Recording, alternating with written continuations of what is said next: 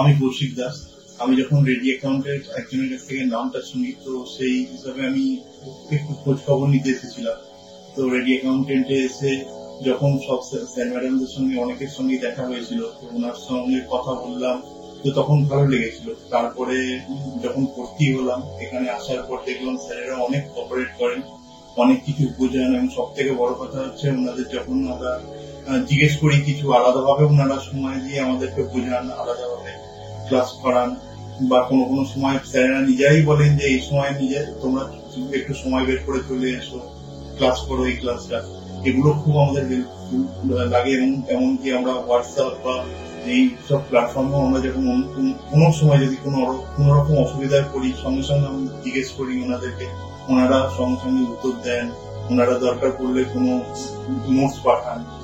তো প্রচন্ড হেল্পফুল এই রেডি অ্যাকাউন্টিং ইনস্টিটিউট আমাদের মতন যারা অ্যাকাউন্ট শিখছে তাদের জন্য।